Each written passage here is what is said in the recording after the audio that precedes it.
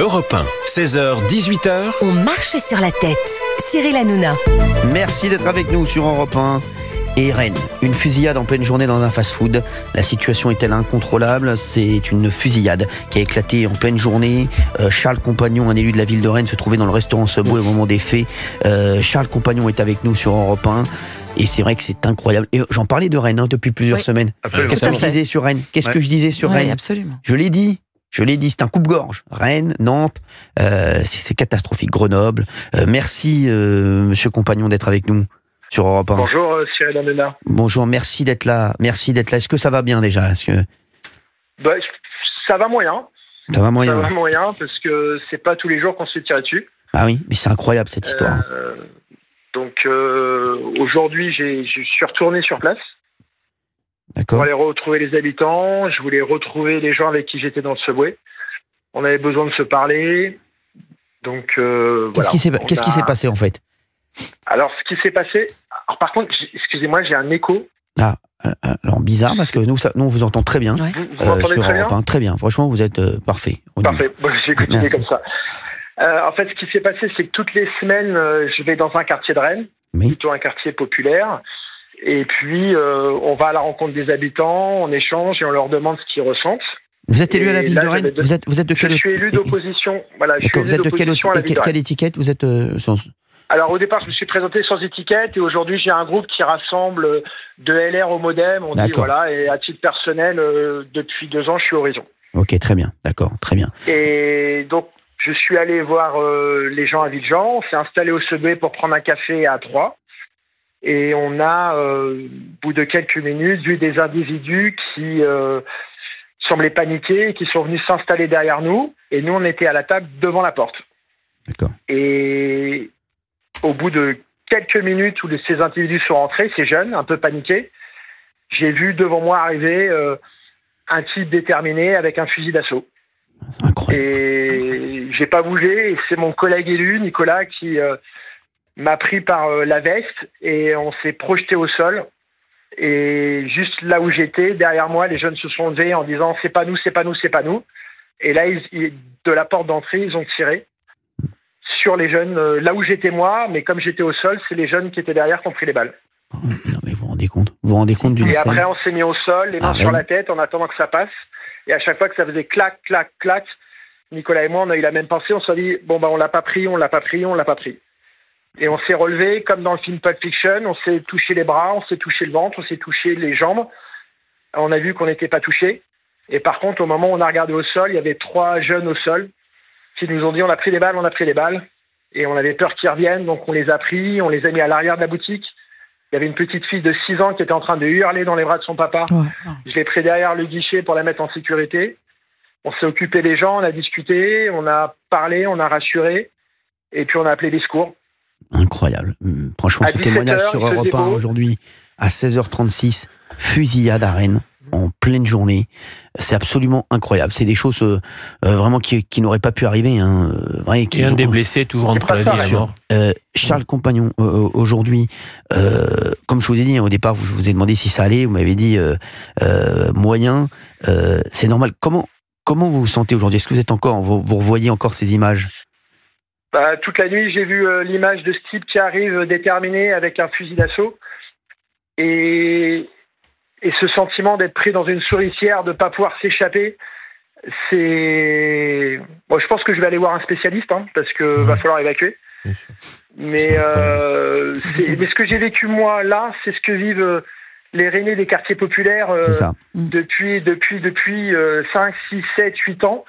On dénonce cette violence, on dit qu'il faut faire des choses, on propose des choses, mais voilà, il y a des leviers qui ne sont pas activés. Et puis on continue à nous parler de sentiments d'insécurité. Donc moi, les balles qu'on volait au-dessus de ma tête, Cyril Hanouna, c'était pas des sentiments de balles. Maintenant, oui, C'est des exactement. balles réelles qu'on traversait les jambes et le ventre des jeunes qui étaient derrière moi. Non, mais ce qui est édifiant, c'est que ces règlements de compte, maintenant, ils se font pas dans des endroits, j'allais dire circonscrits.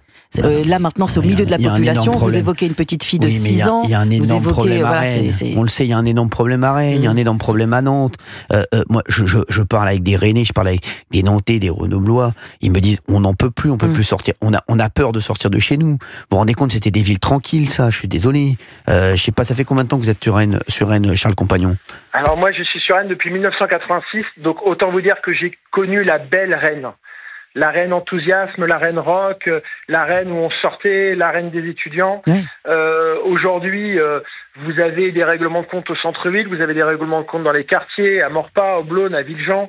Et ce qui est le plus terrible, Cyril Hanouna, c'est que les gens sont en train d'habituer leur style de vie à ces règlements de compte, à cette violence du quotidien.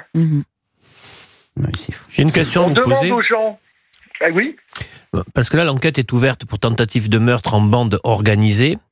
Est-ce que vous avez la connaissance des quartiers du terrain? Est-ce que là où vous étiez, c'est en lien au narcotrafic? Et je sais aussi que vous portez la revendication de l'armement de la police municipale. Est-ce que où vous en êtes là-dessus?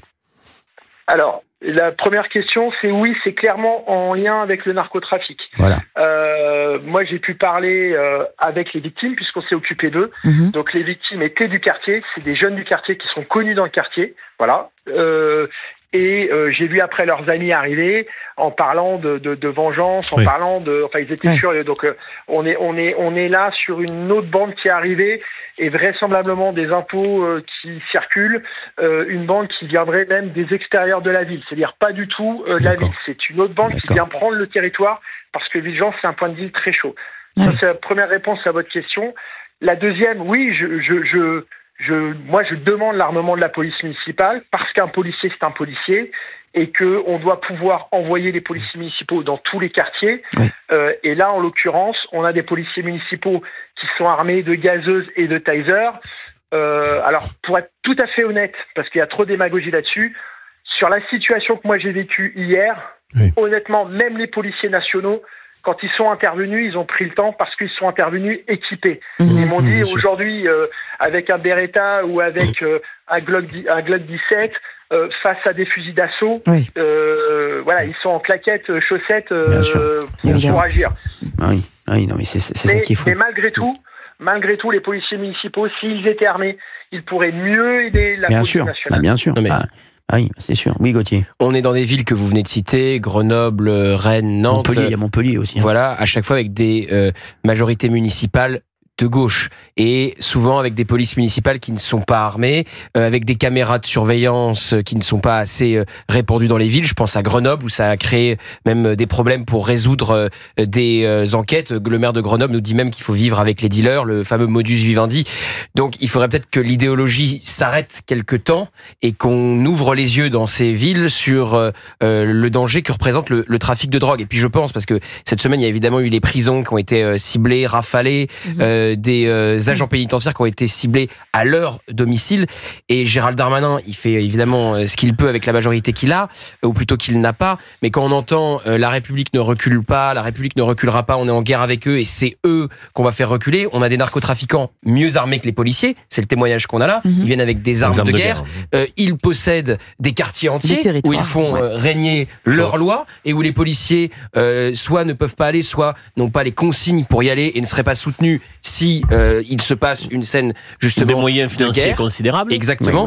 Donc on voit bien que le narcotrafic est une véritable pieuvre et qu'aujourd'hui on n'a pas les armes pour le combattre et qu'on y va à dose homéopathique. Donc c'est toujours pareil, il manque une vraie volonté politique.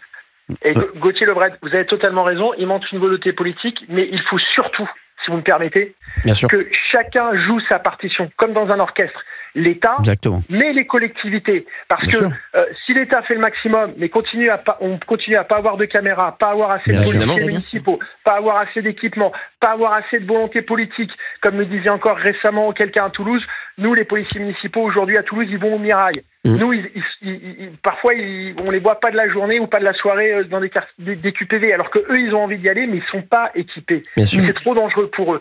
Donc, chacun doit jouer sa partition. À Grenoble, quand vous avez un maire qui veut vivre avec les dealers, que voulez-vous faire ? Bah voilà, exactement. Et encore une fois, j'étais encore avec le papa de la petite fille de 6 ans qui était complètement en état de choc hier. Il m'a dit, mais jamais j'aurais mis ma fille en danger. Je suis issu du quartier, j'ai grandi dans ce quartier, j'ai fait des bêtises dans ce quartier. Mais au moment où je dis à ma fille, écoute, j'ai rendez-vous avec quelqu'un, va au Subway avec ton cousin, tu prends un goûter, tu vas être tranquille. Il a laissé sa fille au Subway. Il est sorti dehors pour rencontrer un jeune. Incroyable. Et il a vu, lui aussi, la Kalachnikov arriver. Enfin, excusez-moi, c'est pas une Kalachnikov. Pour la petite histoire et pour pouvoir faire rire, j'ai rencontré la maire de Rennes tout à l'heure. Et je lui dis, mais Madame Appéré, j'étais pas témoin, j'étais victime. Vous savez, quand vous voyez une Kalachnikov, vous pointez et que vous allez au sol, vous êtes victime. Et elle m'a repris, elle m'a dit, non, monsieur compagnon, ce n'était pas une Kalachnikov. Et là, tout est dit. Non, mais franchement, c'est incroyable. Ce qui est important, c'est la marque du bien sûr. Non, mais c'est incroyable. Incroyable. Franchement, cette réponse est lunaire. Mais elle se rend compte, cette mère, de la situation dans laquelle sont les Rennais. Et mais je vous le dis, je parle à énormément de personnes qui habitent à Rennes. Ils me disent, mais ça n'est plus possible. Ils n'en peuvent plus. D'ailleurs, il y a beaucoup de gens qui nous appellent de Rennes, là, 01 80 20 39 21 sur Europe 1 qui veulent témoigner. Et Rennes, si vous me permettez, allez-y, bien sûr. Rennes est une super ville. Rennes est une ville où il y a 70 000 habitants. On a des infrastructures incroyables. On a un potentiel monstrueux. Mais parce qu'on a décidé d'abandonner le sujet de la sécurité, tout va s'effondrer. Tout est en train de s'effondrer. Et pas que le sujet de la sécurité à Rennes. Je rappelle que cette semaine, il y a une grande polémique parce que patron de Safran vient d'ouvrir une usine à Rennes et il se prend la majorité municipale écolo qui lui met des bâtons dans les roues alors qu'il va créer 500 emplois. Donc il y a quand même un problème avec la municipalité de Rennes, tant sur le point sécuritaire qu'économique. Exactement. Alors je prenais celui, et parce que peut-être que je suis encore un petit peu dans le traumatisme de ce qui m'est arrivé hier. Pour moi, je prenais sur le dossier de la sécurité. Mais Gauthier Lebret, et je sais que vous apprécierez particulièrement, Nat et Appéré a décidé d'installer Safran sans tenir au courant sa majorité écologiste. D'accord. Donc, voilà. Très bien. D'accord. Très bien. Monsieur Compagnon, je voudrais vous remercier de votre témoignage qui était très très fort. Oui. On pense à vous. Courage à vous. On pense à vous en tout cas. On espère que c'est vrai que c'est vraiment quelque chose de très très difficile à vivre. On se met à votre place. Et je voudrais avoir une pensée pour tous les habitants de Dijon. Parce que moi, j'habite pas Abidjan et je suis rentré chez moi. Là, je vous parle de chez moi. Mais voilà, tous ces habitants qui vivent dans le quartier et qui, au moment où on se parle, ont des narcotrafiquants qui continuent à tourner autour de chez eux. Et c'est vraiment à eux que je pense cet après-midi. Bravo à vous. Merci, en tout cas, merci d'avoir été avec nous sur Europe 1. Toujours pris. Charles Compagnon, merci beaucoup.